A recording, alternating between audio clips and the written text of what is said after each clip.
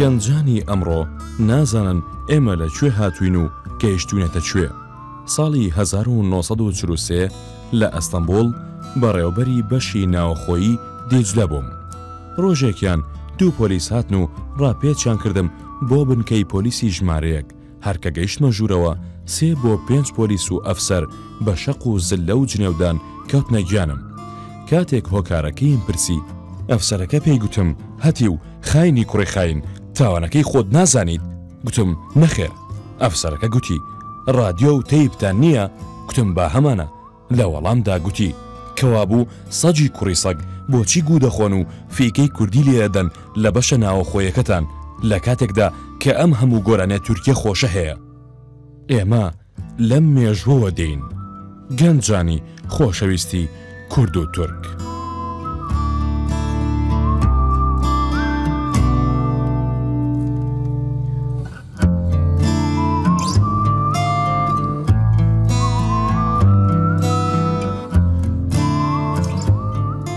زۆربەی هاوڕەکانی بە سەرسوورمانەوە سەیری موسا ئەنتەریان دەکرد و ڕێزیان لێ دەگرت کە چۆن لە گوندی زیڤینگەوە کەسێکی ڕۆشنبیر و لێهاتوو وەکو ئەو دەرچووە و خۆی پێگەاندووە. نازانم چۆن دەستیان چۆ مرۆڤێکی 76 ساڵە. هێشتا لەوە تێناگەم.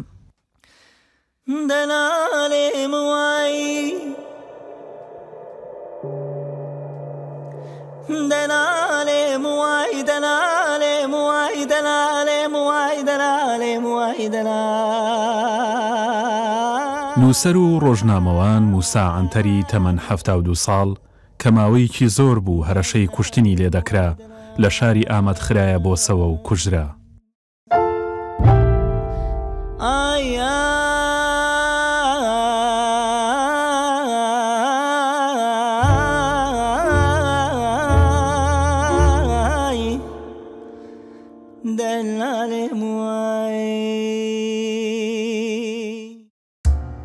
موسا ئەنتەر لە شاری ماردین ئەو ساڵانەی کۆچی بە کۆمەڵی ئەرمەن لە شارەکانی ڕۆژهەڵاتی تورکیا ناوی لێندرا بوو بەفری سوور لەدایک بوو.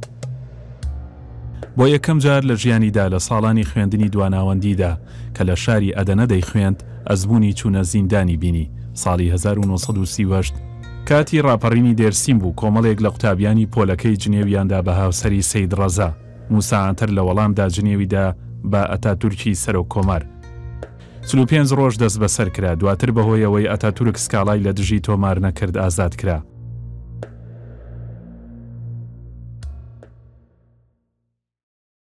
لەگەڵ کۆتایی هاتنی ئۆپراسیۆنەکانی دێرسیم لە ساڵی 1938 بێدەنگی باڵی کێشا بەسەر ناوچە کوردیەکان. ئەمە هەتا پەنجاکان بەردەوام بوو. پێشتر ڕاپەڕینەکانی ئاگری و شێخ سەعید هەبوون. بەڵام ساڵی 1938 بوو بە ساڵی کۆتایی هەموو بزوتنەوەکان. کەسایەتیە دیارەکانی ناو کورد یان نێردران بۆ تاراوگا یان کوژران یان لە سێدارە دران. چیدی کەس نەما بوو سەرکردایەتی شۆڕش بکات. بەلای دەوڵەتی تورکیاوە چیدی شتێک نەما بوو بە ناوی کێشەی کورد. بەڵام لە سەرەتای ساڵانی چلەوە تاکوتەرا گەنجانی کورد دەهاتن بۆ ئەستەمبوڵ بۆ خوێندن. کاتێک پێکەوە قسەیان دەکرد تێدەگەیشتن کە زمانێکی جیاوازیان هەیە لەوانی دیکە. کاتێک لە ناو خۆیاندا گفتوگەیان دەکرد باسی کێشەکانی خۆیان و ناوچەکانی خۆیان بوو. ئەو کات کێشەی کورد جارێکی دیکە زیندوو بوویەوە.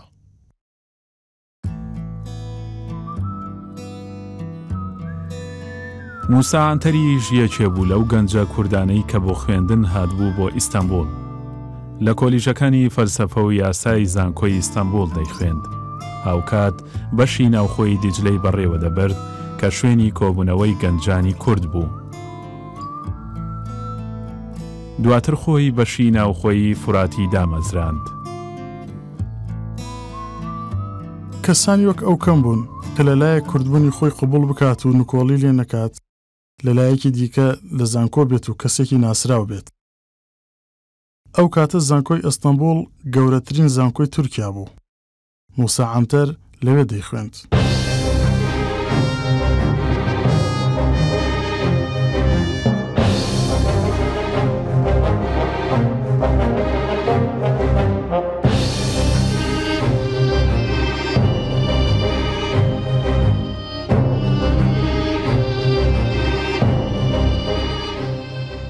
تازە بە تازە گەنجانی کوردستان کردبوو بەوەی بێن بۆ ئەستەمبوڵ و بخوێنن هەموو لە بەشی ناوخۆی دیجلە دەمانەوە و بەو هاوکارێنەی ئیدارەی تایبەت بۆی دابیندەکردن دەیان خوێند نزیکەی 30 بۆ 40 خوێندکار بوون هەموو خەڵکی یەک ناوچە بوون و دەیانزانی کە کوردن موسا عنتەر یەکێ بوو لەو خوێندکارانەی کە لە بەشی ناوخۆی دیجلە دەمانەوە لەناو خۆیاندا ڕێکخراوێکی بچووکیان پێگەێنابوو ناویان لێنابوو کۆمەڵەی ڕزگارکردنی کوردان ڕۆژنامەیەکیان دەردەکرد بە ناوی سەرچاوەی دیجلە سەرچاوەی دیجلە یەکێ بوو لە یەکەمین ڕۆژنامەکان کە بە گۆشەنیگایەکی جیاواز لە ئایدۆلۆژیای فەرمی تاوتوێی ڕاپەڕینە کوردیەکانی قۆناغی کۆماری تورکیای دەکرد ڕۆژنامەکە بەو هەڵوێستەی ناسرابوو کە بەرهەڵسکاریەکی توندی پارتیگەلی کۆماری دەسەڵاتداری دەکرد بەهۆی یاسای نیشتەجێکردنی زۆرەملێ کە بەسەر عەشیرەتە کوردەکان سەپێنرا کاتێک ڕۆژنامەکەی موسا برایە ئامەد دەنگدانەوێکی گەورەی دروست کرد فرۆشیارەکان هاواریان دەکرد دەنووسێت موسا دەنووسێت دڵنیام کە کاریگەرێکی زۆری هەبوو لە بردنەوەی پارتی دیموکرات لە ناوچەکە بەڵام جێگەی داخە موسا عنتەر لە سەردەمی دەسەڵاتی ئەو پارتی دیموکراتیەی کە پشگیری لێکرد بوو ڕوبەڕووی سزای لە سێدارەدان بووە عنتەر ڕۆژی سیوێکی 1959 لە ڕۆژنامەی ئیلەری یورد کە لە ئامەد چاپ دەکرا هۆندراوەیەکی بە زمانی کوردی نووسی مێتافۆری هۆندراوەکە باس لە سن و کولە دەکات کە زیان بە بەرهەمە کوشت و کاڵیەکان دەگەێنن بەڵام سن و کولە زیانی بە خودی ئەو شاعیرە گەیاند کە بە کوردی دەینووسی دەبێژێ قمل هاتی لۆ ئاپۆ ڕەفایە لۆ ئەپۆ خارگە نمێ لۆ ئاپۆ هشتیکایە ڕەبەن و قمل هاتی لۆ ئاپۆ ژزۆزانە ڕەبەن و خارگە نمێ لۆ ئاپۆ مەخەزانە ڕەبەن و چار کولەکێ مەمانە سەرگوهانە ڕەبەن و حاکم دەبێژێ چار کولەک چنە یعنی ئەو تەشبیها چار پەرچێ کوردستانێت کێ حاکم لێ ئەف سترانێک لە سوێرەکێ هاتیە گوتن ji بۆ قمل وتیە ئەف bi موسا بەبێژی سوژدارکردن kirin حەبسێ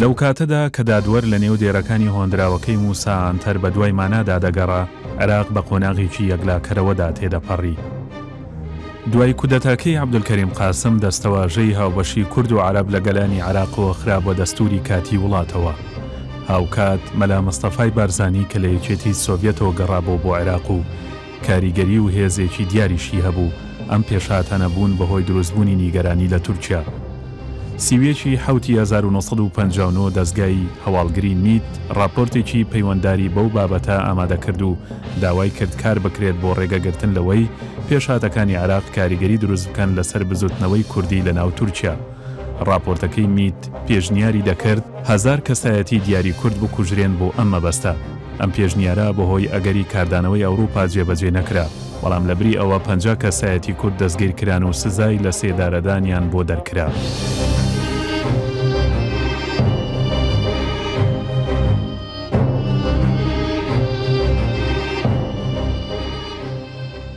کاتێک کورد و تورکمانەکان شەڕیان کرد ئەندام پەرلەمانی ئەو کاتەی پارتی گەلی کۆماری عاسم ئەرەن کە پێی دەگوترا جەنەرال ڕۆمەڵ هەستا یاداشتێکی دایە پەرلەمان یاداشتەکەی ئەرەن بە کورتی دەیگوت لە عێراق بارزانی و لایەنگرانی برا تورکمانەکانمان دەکوژن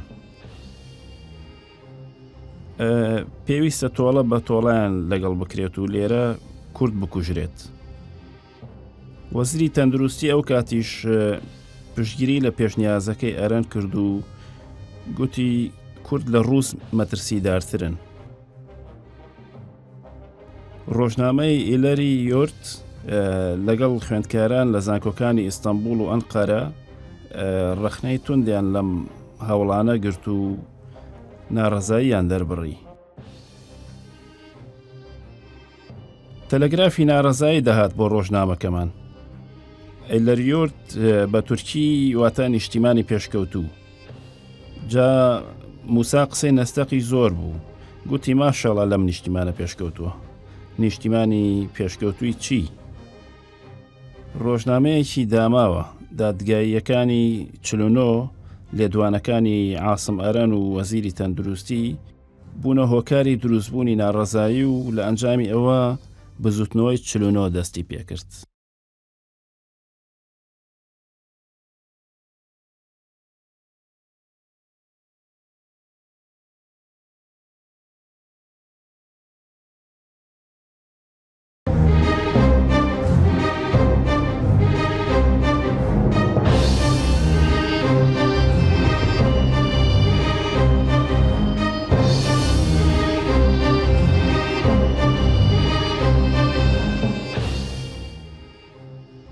دەوڵەتی سێبەر ئەم بزوتنەوەی بە بزوتنەوەیەکی جددی وەرگرت، وەک بزوتنەوەیەکی زۆر گرنگ دەیبینی. هەر بۆیە ئۆپەراسیۆنێکی ئەنجامدا بۆ ئەوەی ئەگەر نەشتوانێت ڕێگەی لێ بگرێت، هیچ نەبێ بۆ 40 ساڵ درەنگی بخات. ئەو ترسە بێمانایی دەوڵەت هەیەی ئەوە بوو کە دەیگوت کورد تورکیا دابەش دەکات و وڵات پارچە پارچە دەکات. دەوڵەتەکەمان لێ دەستێنن ئەم جۆرە بیرۆکانە وەک نەخۆشیەک کەوتبووە ناو مێشکی ئەوانەوە.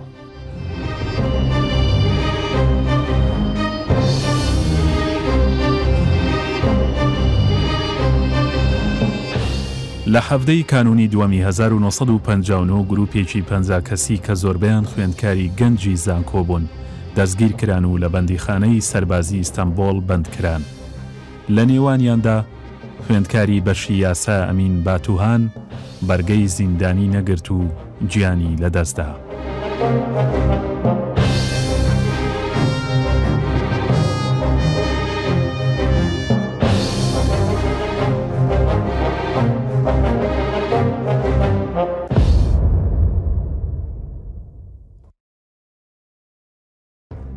گومان لێکراوەکان بە پارەش پارێزەریان دەست نەدەکەوت.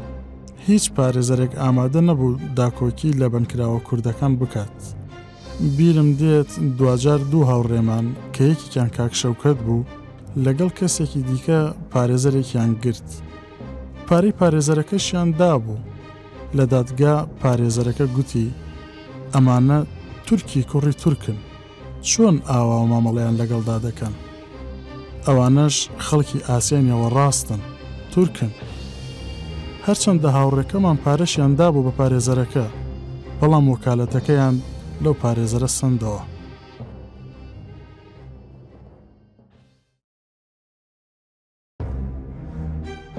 حوتی 5960 کاتێک پرۆسەی دادگاییکردنی گەنجە کوردەکان بەردەوام بوو، نۆرەی کودەتای سەربازی لە ناو ڕۆژهەڵاتی ناوەڕاست گەیشتە سەر تورکیا. ئەمەش مانای ئەوە بوو دانیشتوانی زیندانەکان لەگەڵ ئەوانەی دەرەوە جێگەیان دەگۆڕنەوە. کودەتاکەی 27 مایز ڕوویدا. هەموو زیندانیەکان ئازاد کران، تەنها ئێمە مابووینەوە. بینیان هەتایان ناتوان بە بێدادگاییکردن لە زیندان بمان هێڵنەوە. دراینە دادگا. هیچ بەڵگەیەکیان بەدەستەوە نەبوو، بەڵام بە تۆمەتی دابشکردنی نیشتیمان دەستکرا بە دادگاییەکە. بە مادەی 125 دەستکرا بە دادگاییکردنمان. سزاکەی لە سێدارەدان بوو. بەڵام ئێمە هەمومان دڵمان زۆر خۆش بوو، چونکە شتێکی ئاشکرا بوو مادەم دۆزەکەمان گەیشتە دادگا و هیچ بەڵگەیەکیان لا نییە.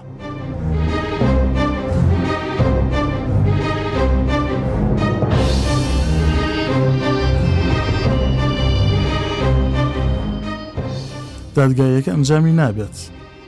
دادگا دەستی کرد بە لێکۆڵینەوە. بە پێی خۆیان خشتەیەکیان دروست کرد. سەرەتا کۆمەڵێکیان ئازاد کرد، دواتری ژووردە وردە هەمومان ئازاد کرای.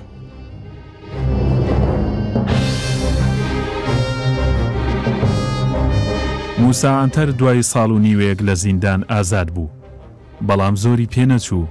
بە تۆمەتی چالاکی لە دژی تورک بوون بە پێی مادەی 23 دەستگیر کرایەوە و کەوتەوە زیندان.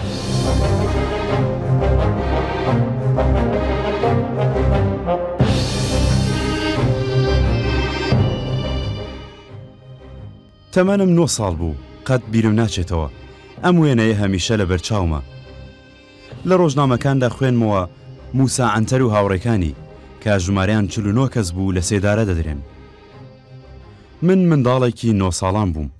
لێم تێدەگەن بەم شێوەیە گەورە بووین. خۆ هەر دەمانزانی دەیکوژن، کوژراش، بەڵام نەمان دەزانی کەی دەکوژرێت. ئەوە بوو فەرمانی کوشتنی کەوتە 20 نۆی 1992ەوە.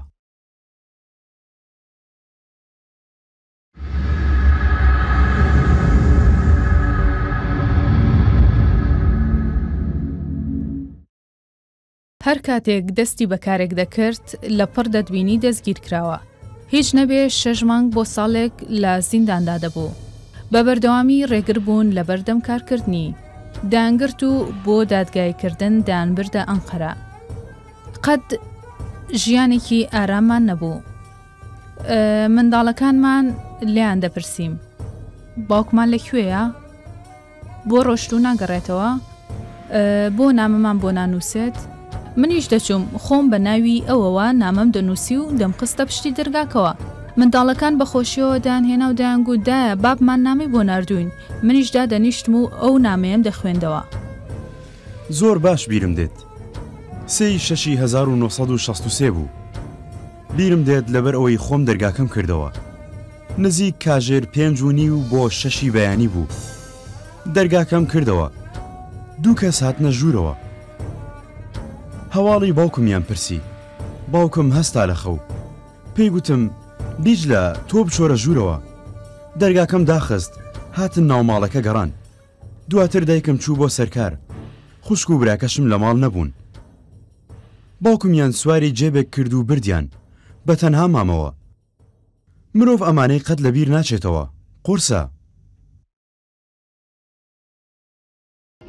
ساڵی 1963 کاتێک ئانتەر لە زیندان ئازاد دەکرێ بیرۆکەی پێگەێنانی پەیوەندی لە نێوان بزوتنەوەی کوردی و سۆسیالیزمی تورکیایدا دروست دەبێت هەر بۆیە دەبێتە ئەندامی پارتی کرێکارانی تورکیا لە ساڵی 1964 دەستەواژەی کورد لە تورکیا بوونی هەیە دەخەنە پەیڕەوی ناوخۆیانەوە دواتر دەبێتە بربژاری ئەندام پەرلەمان بەڵام بەهۆی هەڵەتێگەیشتنەوە ئەو بربژاریە سەر ناگرێت پێی گوتم من خۆم کاندید دەکەم گوتم ئەگەر ئەو پلانەت هەبێت دەبێت سەرەتا بەشداری لە هەڵبژاردنە پێشوەختەکاندا بکەیت پرسی لەگەڵ کی هەڵبژاردننی پێشوەخت دەکەم پێم گوت لە شاری دێریک هەڵبژاردننی پێشوەخت دەکرێت جانبیش دەبێتە کاندید هەردووکتان لەوێ بەشداری دەکەن دواتر ئەو هەستا چوو لە نووسەیبینەوە تەلەگرافی نات بۆ ناوەندی سەرەکی پارتەکە گوتی من دەست لە پارتەکە دەکێشمەوە و دەبم بە کاندیدی سربەخۆ بەڵام ئەگەر لە پارتەکەی خۆمانەوە خۆی کاندید بکردایە لەگەڵ دەنگەکانی جانب یەکیان دەگرت و 2 کورسیمان بۆ خۆمان مسۆگەر دەکرد پارتی بزوتنەوەی نەجاتپەرست ئەو کورسیانەی برد ساڵی 1970 بوو لە پێشڕەوانی یانەی ڕۆشنبیری شۆڕژگێری ڕۆژهەڵات بەڵام لەگەڵ دەستێوەردانە سەربازیەکەی 1970 جارێکی دیکە کەوتە زیندان ساڵی 1976 لەگەڵ لێبوردنە گشتێکە ئازاد کرا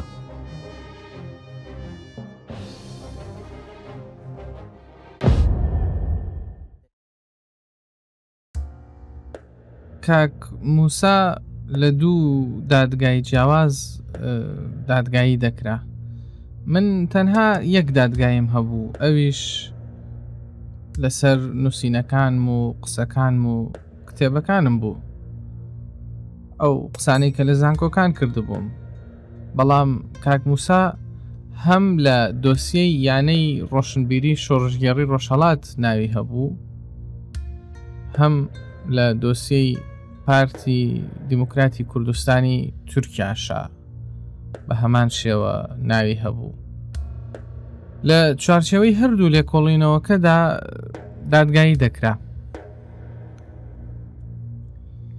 لە هەردوو ئەو لێکۆڵینەوەیەدا گومان لێکراو بوو بەردەوام دەچوو بۆ دادگا بۆ ئەوەی وەکو گومان لێکراوێک لە بەردەم دادگادا ئامادە بێت ئەو کات سیاسەتی ئینکار هەبوو دەوڵەت ئینکاری بوونی گەلێکی دەکرد بە ناوی کوردەوە و زمانێک بە ناوی کوردیەوە ئەو داواکارە گشتی سکاڵاکەی دەنووسیەوە باسی لەوە دەکرد کە کورد نییە و زمانێک نییە بە ناوی کوردیەوە سکاڵاکە پڕ بوو لەو قسانەی دەیوت کوردی لە 140 فارسیە و لە 100 ئەوەندەی زمانێکی دیکەیە و لە 100 ئەوەندەی عەرەبیە بە قسەی داواکارەکە بێت لە ئەنجامدا 7 بۆ 8 وشە بۆ کوردی دەمایەوە کاک موسا لە وەڵامی ئەودا گوتبووی تەنانەت مریشکیش 30 وشەی هەیە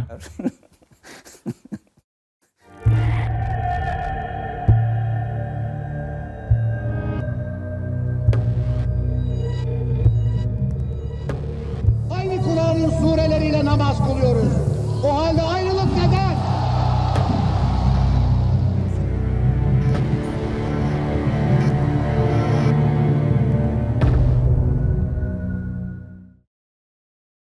کاتێک کودەتاکەی 12 ئەیلول بوو باوکم خرایە زیندانی نووسیبین ڕۆژێکیان لە گوند دەبێت دەڵێن مامە موسا ئەوە سەربازەکان هاتن باوکم دەزانێت دەستگیری دەکەن بۆیە هەمیشە جانتای ئامادەیە و فڵچە و دەرمانی ددانیشی تێدایە سەربازەکان دێنە بەر دەرگاکە و دەڵێن کاک موسا فەرموو دەڕۆین ئەویش دەیکات بە گاڵتە و دەڵێت بۆ حەزیەتان کێشاوە تا ئێرە هاتن تەلەفۆنتان بکردایە من دەهاتم ئەوەندە دەستگیر کرابوو ئیدی ڕاهات بوو گاڵتەی پێدەهات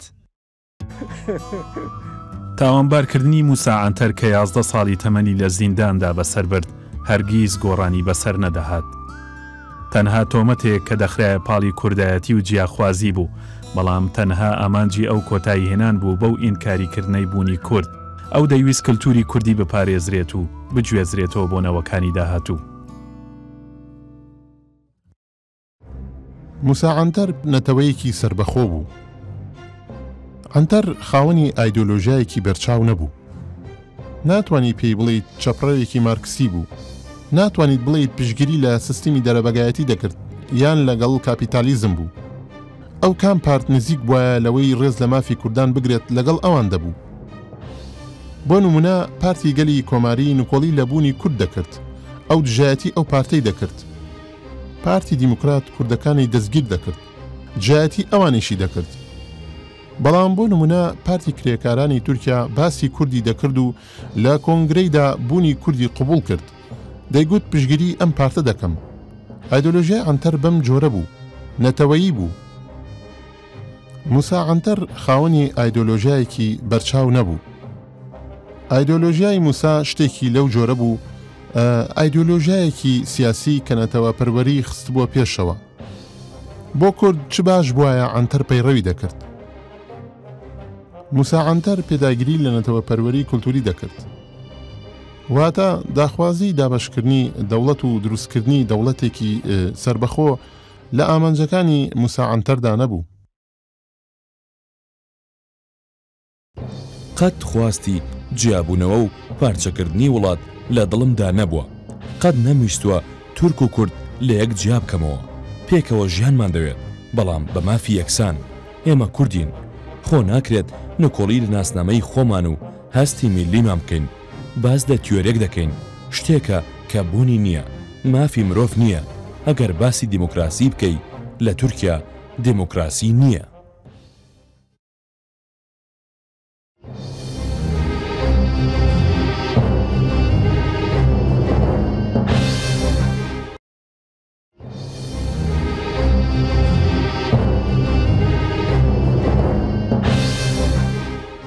بەڵێ باسی ماف و یاسای دەکرد دەیگوت دەبێت ئەم وڵاتە پێکەوە بنیاد بنین بەڵام پێی وابوو پێویستە لە هەموو دام و دەستگاکانی حکوومەت لە هێڵە ئاسمانیەکانەوە هەتا هێڵە دەریایەکان و دائیرەی پۆستە لە هەموو دام و دەستگاکاندا بەشی کوردی هەبێت وەکو دەوڵەتێکی فیدرالی ئێستا با بڵین کوردەکان جیابوونەوەیان دەوێت خۆ 500 بۆ 600 ساڵە سەرجەم سەرچاوەکانی ژێر زەوی و سەر زەوی کوردستان بە هەدەر براوە هەمووی بووەتە وە بەرهێنان لێرە ئێستا من چۆن هەڵدەستم دەست لە ئەستەمبوڵی خۆشەویست هەڵگرم شتی وانییە چۆن واز لە ئێزمیر و ئەنتالیا و ئەدەنە و مێرسین هەڵدەگرم ئەمە نە لە ترسدا دەڵێم نە لە ژێر کاریگەری کەسدا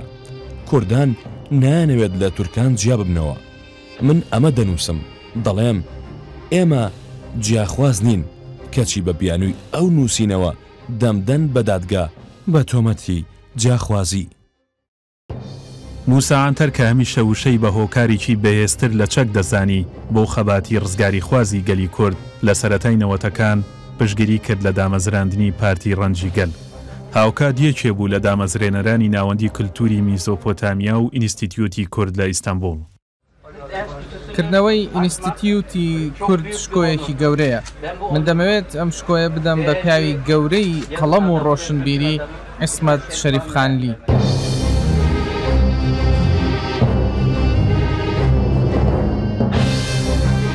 تابلۆیەکی لێبوو تابلۆکە زۆر گەورە بوو لەسەری نووسرا بوو ئینستیتیوتی کورد لە ئیستانبول هەوڵماندا بەسەر باڵەخانەکەدا هەڵی بواسین بەڵام پۆلیس ڕێگەی پێنەداین گوتیان دەتوانن بڵێن ئینستیتیوتی کورد لە ئەستانبول بەڵام لەسەر تابلۆیەکی بچووک و لە ناو باڵەخانەکەدا ناکرێت لەسەر ئەو تابلۆ گەورەیە و لەسەر شەقامەکە بینوسن ئەو ڕۆژە گەنگەشەی زۆر دروست بوو تابلۆکەی ئێمە زۆر گەورە بوو دەرکردنی لە پەنجەرەکەەوە و شۆڕکردنەوەی بۆ خوارەوە هەموو ئەمانە زۆری ویست زۆر گەورە بوو زۆر قورس بوو بەڵام دوجار پۆلیس ڕێگەی نەداین منتب هاتنا في قولان يسر شعب سرسر مرة هاتنا دجوار الشعر كي من بيس يتحكم في قولان دام هذا بقولهم كوي قابلني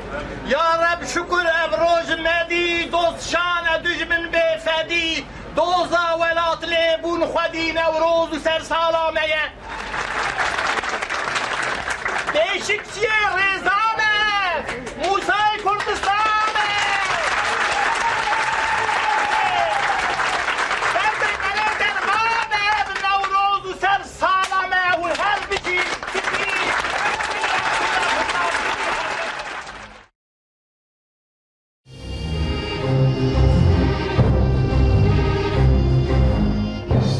ئێمە کە دەڵێن کەلتوری کوردی کە هەموو شتێک لە خۆ دەگرێت ئەم کەلتورە بە جیهان دەناسێنین ئامانجەکەمان ئەوەیە کە ئەو کەلتورە 10,000 ساڵەیە پێشکەشی کەلتوری جیهان بکەین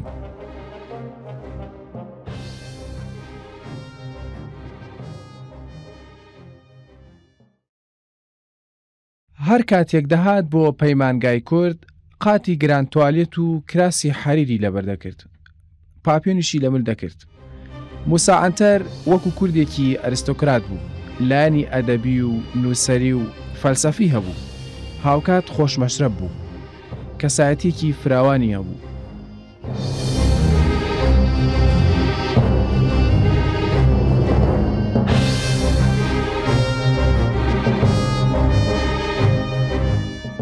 بۆرژوازیەتیش ژێرخانێکی کەلتوری دەوێت ئەمڕۆ لە کوردستان خەڵکانی خاوەنپارە زۆرن بەڵام بۆرژوان نین بۆرژوازیەت ژێرخانی کەلتوری دەوێت کە لە هەستە و کەوتەشدا ڕنگ بداتەوە لە ساڵی 60ەکانەوە لە ناو خەباتدا بوو بەڵام بە هەموو جوڵەیەکیەوە پیشانی دەدات کە جەنتڵمانێکی تەواوە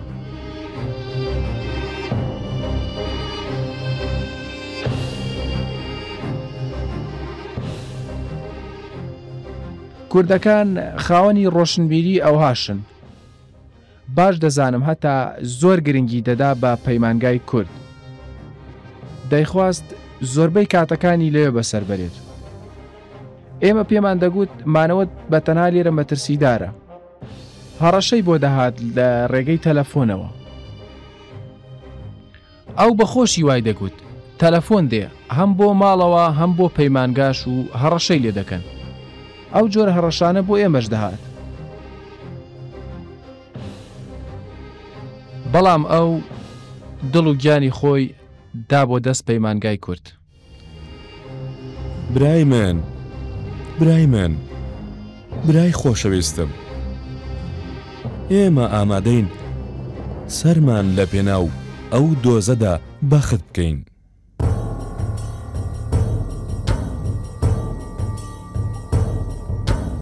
وەڵام بۆ ئەم هەوڵانەی موسا ئەنتەر هیچ نەبوو بێ لە هەڕەشەی کوشتن نەبێت بکوژەکان چەندەها جار لە ئیستانبول دەورەی ماڵیاندا بوو دوجار لە ئامەد دەیاندۆزیەوە 1992 کاتێک وەکو میوانی ڤیستیڤاڵی کولتور و هونەر بانگێشت کرابوو بۆ ئامەد ئێوارە وەختێک کە لە میوانخانە ماوەتەوە کەسە چاوەڕوان کراوەکە بە ناوی خوازراوی دژوارەوە دەگاتە جێ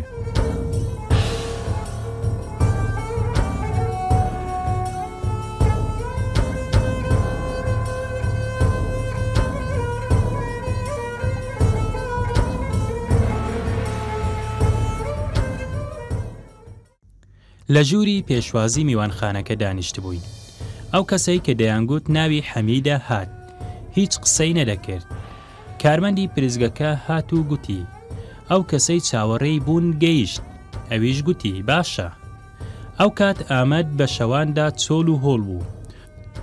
ڕۆژانە 3 بۆ 5 کەس دەکوژران. ئێوارە داهات هەموو خەڵک دوکانەکانیان دادەخست و دەچوونەوە ماڵەوە، کەس دەرنەدەچوو. بەرامبەرمان میوانخانەیەکی دیبوو، تەکسیەکیشی لە بەردەم بوو. چوون پرسییم شوفێری ئەم تەکسیە لەکوێیە؟ گوتیان خەوتووە. گوتم بە خەبەری بێنن، ئێمە ڕێبواری. کابرا هەستا و هات، چووە سەر سوکان. من لە پێشەوە دانیشتم. موسا و حەمید ناوەکە کە دواتر وەک گومان لێکراوی کوشتنەکە ناسرا چوونە دواوە. موسا لە پشتی منەوە دانیشت. من لە پێشەوەم و شوفێرەکە لە پەنامەوەیە. لە ئاوێنەکەدا ڕوانیم. حەمید ناوەکە پێش سەرکەوتنی سەیری ڕاست و چەپی کرد. ئەمە سەرنجی ڕاکێشام، بەڵام موسا گوتبووی ئەمە دوژمندارە. دیارە هۆکاری نائارامیەکەی ئەوەیە. ئیدی سواری تەکسیەکە بووین، بۆ کوێ دەچین؟ بۆ سەیران تەپە؟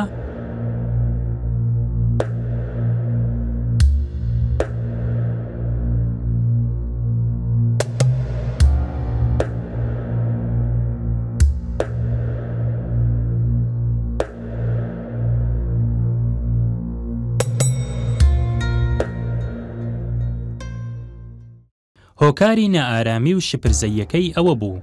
بیری کردبەوە و گوتبووی تۆ بڵێیت موسا ئەنتەر تێگەیشت بێت دەرفێنرێت، بۆیە یەکێکی دیکەی لەگەڵ خۆی داهێناوە. بەو شپرزەیەوە ئێمەی کرد بە ڕێگای ئەرگانیەوە. کە چووینە ڕێگەی ئەرگانیەوە سەیرمان کرد، هیچ شتێک نەما لە دەوروبەر. من گوتم ئێرە کوێیە؟ بۆ کوێ دەچین؟ هیچ ماڵێک نییە لێرە بۆی بچین. گوتی ڕێگای سیلوان نییە؟ گوتم نەخێر. ئۆتۆمبیلەکەی ڕاگرت و گەڕاندیەوە سەر ڕێگەی سیلوان. لەوێ کۆمەڵێک خانوو هەن بۆ ئاوارەکانی کۆمەڵکوژیەکەی هەڵەبجە بنیادنراون. پێیان دەڵێن خانووی پێشمەرگا، لە بەرامبەر ئەواندا خۆی کرد بە کۆڵانێکدا. گەڕەکی جمهوریەت، کۆڵانی ژمارە 36، کابرا بە حیساب بۆ ماڵی یەکێک دەگەڕێ و نایدۆزێتەوە.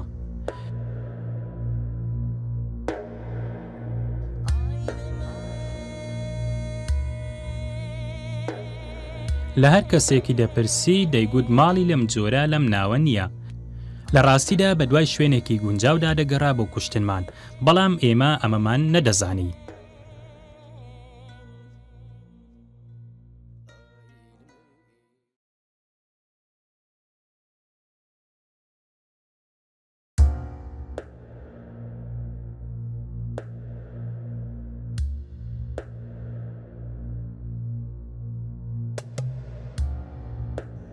دوایی گەیشتە سەرسوچی کۆڵانێک، کۆڵانی ژمارە 36. لەو کاتەدا موسا گوتی واز بێنە با بگەڕێینەوە. دواتر بە کوردی گوتی ئەم کابرایە خۆشی نازانێت بۆ کوێ دەچێت. بەڵام حەمید ناوەکە گوتی دۆزیمەوە. ئێمەش گەڕاینەوە. ڕووناکێکی کەم هەبوو. خۆر ئاوا ببوو لە کۆتایی کۆڵانەکەدا تارماییەکی کەم هەبوو. دەستمان کرد بە هەنگاونان بەرەو کۆتایی کۆڵانەکە.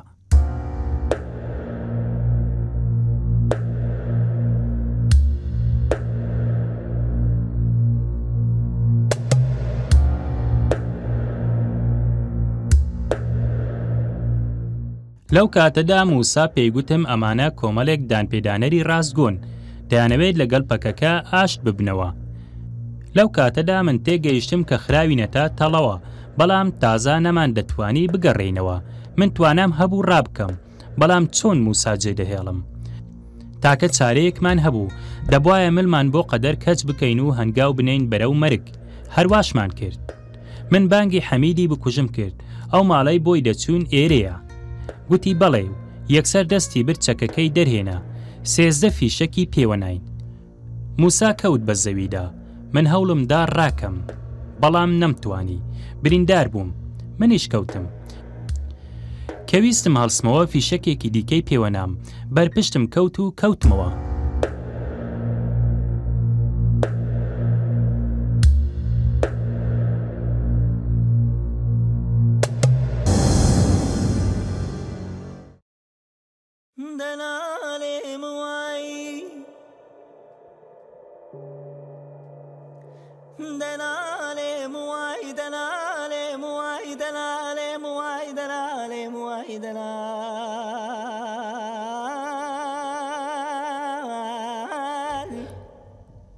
چوونە گوندەکە زۆر قەرەباڵغ بوو هەرچەندە فەرمانی چۆڵکردنی بۆ دەرچوو بوو.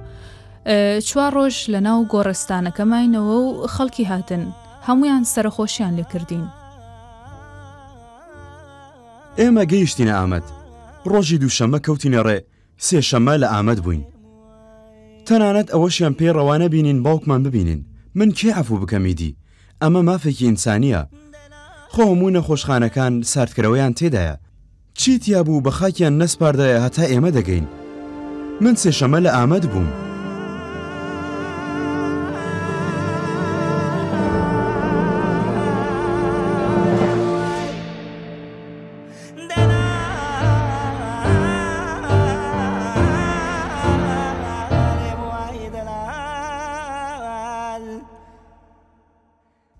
میرئۆغڵوو لەگەڵ ئەوەی 7 فیشەکی بەرکەوت بوو گیانی لەدەست نەدا، بەڵام ئەو شایدە بە تەنیا بەس نەبوو بۆ دۆزینەوەی بۆ کوژان.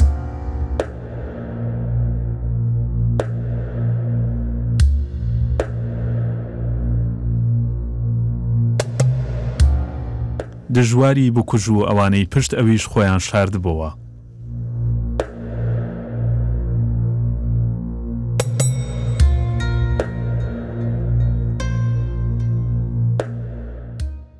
موسا کەسێک نەبوو بکوژرێت. ئومێدەوارم گەنجانی تورک ئەو تاوانبارانە بدۆزنەوە. لەبەر ئەوەی موسا تەنها هی کوردان نەبوو، بەڕاستی تەنها هی کورد نەبوو، بەڵام ئەوەی بەسەر هات بۆ وان لێ کرد.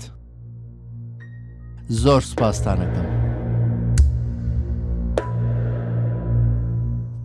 خێزانی موسا عەنتەر هیچ چارەیەکیان نەما بوو بێ لەوەی هەوڵ بدات بۆ دۆزینەوەی بۆ کوژان.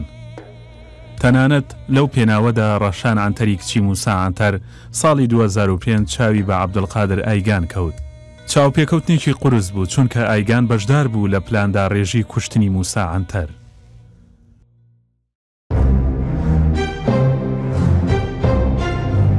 یەشیل هات بۆ ئێرە. هەڵبەتە حەمید شەرناخیش هات.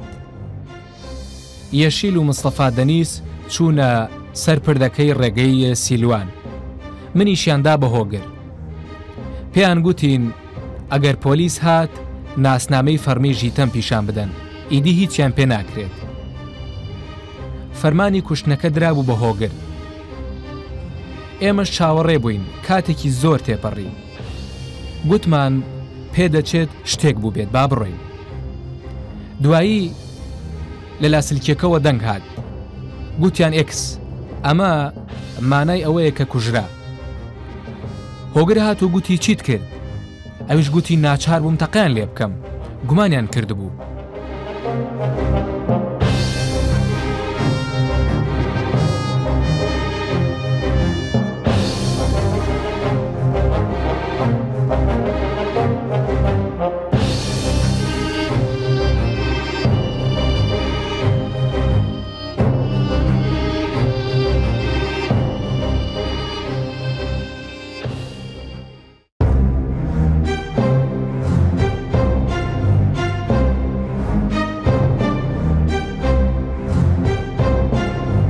کوشتنی موسا عەنتەر یەکێک بوو لە گەورەترین عەمەلیاتەکانی ژیتەم. باسی ئەو قۆناغە دەکەین کە ژیتەم بە ئۆتۆمبیل خەڵکی دەڕفاند و جارێکی دیکە نەدەبینرایەوە. چەند هۆکارێک هەیە کە بە تایبەتی موسا عەنتەریان بە ئامان هەڵبژارد. ماوەیەکی زۆر بوو عەنتەر بەرهەڵستی دەکرد لە بەرامبەر فشاری دەوڵەت و دادگاییەکان و لە ڕێگەی وتە و نووسینەوە بۆچوونەکانی لەسەر کوردایەتی دەخستە ڕوو. موسا عەنتەر دوور لە گوتاری ناسیۆنالیستی جەختی لە ناسنامەی کوردی دەکردەوە. دەوڵەت لە مەنیگەران بوو. هاوکات دەزانین کە پەکەکە نەیتوانی عەنتەر بهێنێتە سەر بار بۆ ئایدۆلۆژیای خۆی. ئەمەش لای پەکەکە نیگەرانی دروست کرده بوو. من بڕوام وایە لەگەڵ ئەوەی پەکەکەش پشتگیریەکی ژێربەژێر لە کوشتنی موسا عەنتەری کردووە، بەڵام دوجار ژیتەم پلانداڕێژی بۆ کردووە و حسابی وردی بۆ دەرەنجامەکانیشی کردووە. کوشتنی عەنتەر مۆتەکەی کێشەی کوردی زیاتر قوڵ کردەوە، بەڵام ژیتەم زۆر گرنگی بەمانە نەدەدا.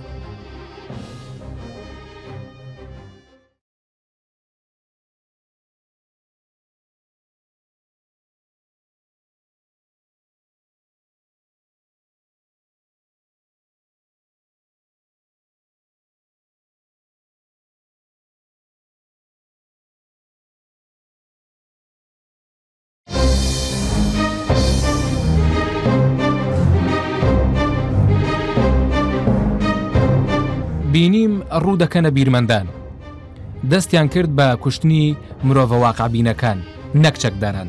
جەم ئەرسەڤەریش دەیگوت جەنگاوەرە چەکدارەکانی سەرچیاکان دوژمن نین، ئەوانەی بەڕاستی لیان دەترسن زاناکان و تیۆری سازان و هەروەها ئەو کەسانن کە کاری سیاسی دەکەن. دەیانویست ترس بڵاو بکەنەوە، ترسێک کە بێتە هۆی ئەوەی خەڵک پشتگیری و کەسانە نەکات، تەنانەت ئەگەر دیموکراسی هەبێت ئەو کەسانە دەنگیان نەبێت. هەوڵەکانی داواکاری گشتی و جەندرمە بۆ دۆزینەوەی حەمیدی ئەڵدرم کە بە ناوی خوازراوی دژوار ناسرا بوو چەندەها ساڵی خایاند و هیچ ئەنجامێکی نەبوو. 2 مانگ پێش داخستنی دۆسیەی لێکۆڵینەوەکە لەلایەن ڕۆژنامەی سەباحەوە دۆزرایەوە.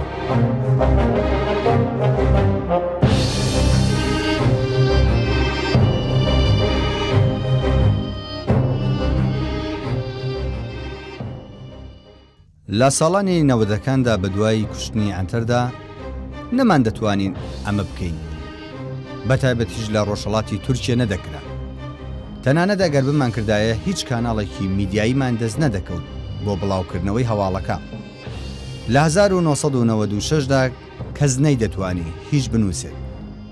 هەرچەندە لە دوای ڕووداوەکەی سوسورلۆکەوە دەستکرا بوو بە باسکردنی کەسایەتیەکانی وەک جەم ئەرسەڤەر، بەڵام هەتا دادگاییەکانی ئەرگەنەکۆن ئیرادەیەک نەکبوو بۆ ڕۆشنکردنەوەی ئەو کوشتارانە. دەوڵەت دەرفەتی نەدەدا بە ڕۆژنامەنووسان کار لەسەر ئەو ڕووداوانە بکرێت. تەنانەت ئەگەر یەکێک خۆی هەوڵی بدایە دەبوونە ڕێگر لە بەردەمی. ڕاستە ڕۆژنامەنووس سەر بە دەوڵەت نییە، بەڵام لە ئەنجامدا دادگاکانن کە بڕیار دەدەن و پۆلیسیش بەشێک بوو لە ئیشەکە. کاتێک کە دەوڵەت ئیرادە پیشانەدات بۆ ئاشکراکردنی ئەو ڕووداوانە، ڕۆژنامەنووس ناتوانێت بە زانیاریەکانی دەستیەوە هیچ بکات. من پێم وایە ئێمە باشترین کاتمان دەستکەوت بۆ لابردنی پەردەی سەرکوشتنەکەی ئەنتەر. بەڵێ، حەمیدی ئەڵدرم هەروەگە ئایگان گوتی دانیشتووی شەرناخ بوو. وێنەکانی حەمیدی ئەڵدرم کە بەنهێنی گیرابوون پیشانی ئایگان و میرۆغڵ دران و ئەوانیش پشتڕاستیان کردەوە. یەڵدرم 29/6/2012 دەستگیر کرا و هەتا ئێستا دادگایەکەی بەردەوامە. باوکم زۆر ئەشکەنجە درا بوو، بەگشتی لە ژیانیدا زۆر ئەشکەنجەی بینی، بەڵام هەرگیز باسی نەدەکرد. ئێمە لە خەڵکی دیکە دەمان بیستەوە، لە برادران دەمان بیست. باوکم هەرگیز باسی نەدەکرد و نەیدەگوت کە ئاوای لێ دەکەن.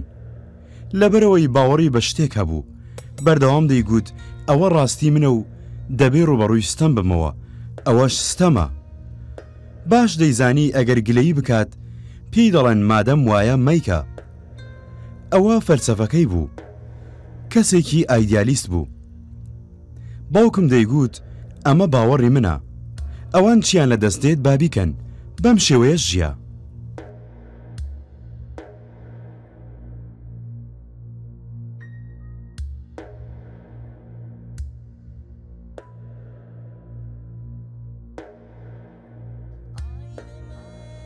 موسا هەوڵی ئەدا دیموکراسی فێری تورکەکان بکات، ڕەنگە ئەم قسەیە قورس بێت بۆ ئێوە، بەڵام خواستی موسا ئەوە بوو تورکەکان لەگەڵ فیکرەی دیموکراسیەت ڕابێن و فێر ببن.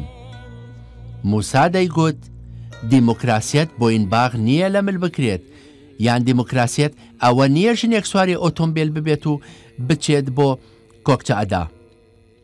دیموکراسیەت ئەوە نییە لە بۆردڕووم دابنیشیت و ئۆکەی بکەیت. دەیگوت دیموکراسیەت کاتێک بەدی دێت کە مرۆڤەکان یەکدیان خۆش بوێت.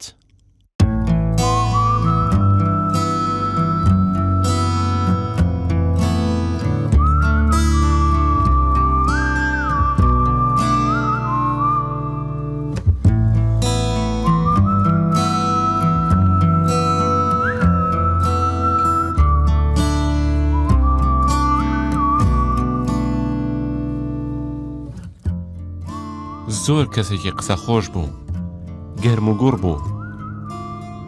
دۆستایەتی لێ دەرچێت هیچی نەدەزانی.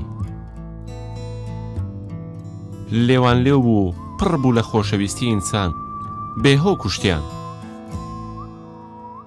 هەرگیز کوردێکی هێندە هێمنم نەدی بوو.